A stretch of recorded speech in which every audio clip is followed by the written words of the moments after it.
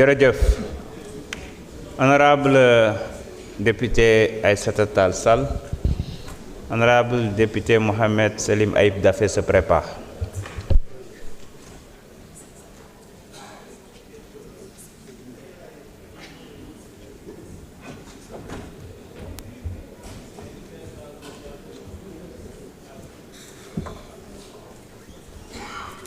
Je vous remercie, Monsieur le Président. Monsieur le Président, Madame, Messieurs les ministres, chers collègues.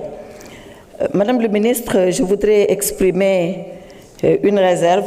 N'empêche que je voterai les autorisations et vous faire part d'une idée que j'ai. La réserve, c'est par rapport à notre adhésion à la Banque européenne de reconstruction et du développement. Il faut savoir effectivement, comme vient de le dire notre collègue Tafsir Choy, que cette banque est liée au FMI et à la Banque mondiale. Pour ceux-là qui pensent qu'en étant souverain, on ne discutera plus et qu'on se débarrassera du FMI et de la Banque mondiale, je ne veux pas doucher leur ardeur, mais je veux leur dire qu'il y a encore du chemin à faire. Et ces banques-là, ces institutions vont jusqu'à partager les mêmes instruments de contrôle et d'audit.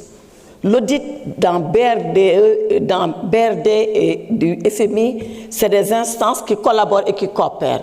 Cela veut dire qu'on n'est pas tout à fait libre de faire ce qu'on veut quand on adhère à ces banques-là. N'empêche que nous devons y adhérer, mais nous devons savoir vers quoi nous allons, à qui nous parlons et surtout qu'est-ce que nous pouvons obtenir.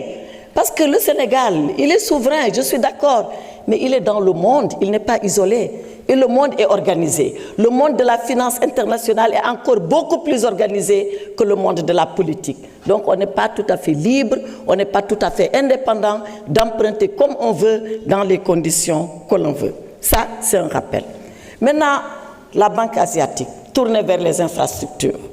Oui, d'ailleurs, de ce point de vue, les Asiatiques sont beaucoup plus libres que les Européens et le monde occidental en général. C'est bien d'y adhérer. Mais Madame le ministre, cette banque est tournée vers les infrastructures. L'Afrique, et vous le connaissez puisque vous êtes ministre de l'intégration africaine, a un agenda qui s'appelle l'agenda 2063. Dans l'agenda 2063, il y a un pilier fondamental du développement de l'Afrique qui s'appelle la ZLECAf. La ZLECAf, c'est le marché unique africain. L'Afrique, c'est 1,4 milliard de population. L'Afrique, c'est un PIB extrêmement important. L'Afrique, c'est un continent qui fait plus de 1 million de kilomètres carrés. L'Afrique, c'est une jeunesse en masse, nombreuse, entreprenante, dynamique et imaginative. Ce marché unique africain, qui s'appelle la ZLECAf, que nous avons mis en place, quand je dis nous, c'est bien sûr le Sénégal, n'a besoin que d'une chose, c'est de développer les infrastructures. Parce que tout le monde le sait, la libération du commerce, la circulation des services et des hommes, c'est le fondement de la relation commerciale et c'est le fondement du développement. Or, il a été démontré que seulement 13% des pays africains coopèrent et commercent entre eux. Tout le reste, c'est entre un pays d'Afrique et un pays du Nord ou un autre pays d'un autre continent. Donc, faire de telle sorte que cette adhésion nationale, qu'elle devienne une adhésion continentale.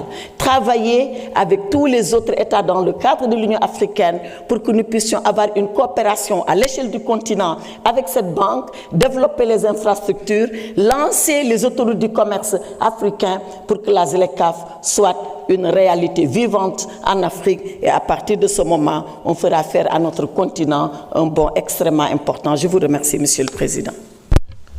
Jërëjëf, honorable. Mohamed Selim Ayib Daffé, vous avez la parole.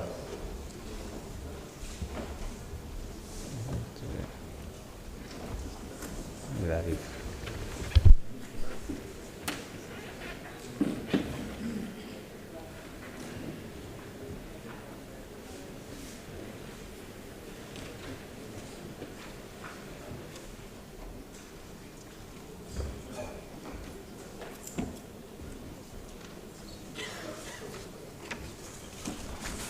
Merci, Président. Madame le ministre de l'Intégration africaine et des Affaires étrangères, Monsieur le ministre chargé de l'aménagement du territoire, des collectivités territoriales et de l'urbanisme, Monsieur le secrétaire d'État chargé des Sénégalais de l'extérieur, chers collègues, maa ngi leen di nuyu di rafetlu séance bi nga xam ne lu ñu fi indi mooy autoriser président de la République mu ratifier ñeent accords internationaux notamment dans le domaine bancaire di wax ni rek am na sama collègue bu fi taxawoon sànq non inscrit donc qui a fait quelques amalgames ñu bëggoon ko relever parce que je pense que moo ngi naan dañu renoncer à nos idéaux dañu renoncer à nos convictions et je m'inscris en faux contre ces amalgames-là parce qu'il a parlé du FMI dama laaj fan nañu jël engagement ni dañuy génn FMI Fonds monétaire international donc parce qu'il dit qu'on est encore plus ancré dans le FMI. Effectivement, le Sénégal a rejoint le FMI depuis le 28 septembre 1963.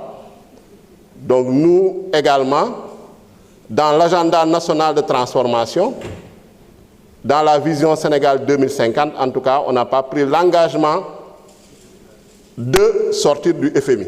Même si on a pris l'engagement d'être souverain, de construire un Sénégal souverain. Donc la souveraineté, c'est ce qu'on est en train de faire.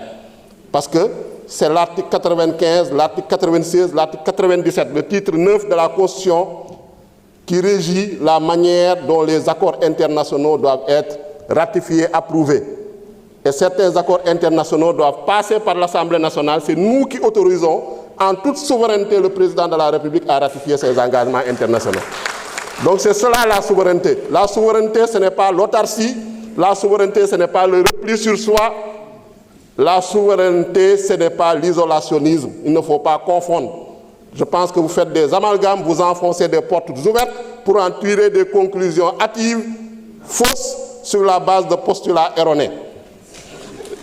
Je voudrais quand même revenir sur ces importants projets de loi parce que le contexte international marqué par une crise du multilatéralisme, par également une raréfaction des ressources concessionnelles, un contexte national marqué par les errements budgétaires et financiers de l'ancien régime, donc qui nous vaut un taux d'endettement de près de 100% du PIB, un déficit de plus de 12% du PIB sur la base de chiffres maquillés, sur la base de données falsifiées, sur la base de comptes trafiqués, nous impose de diversifier nos sources de financement.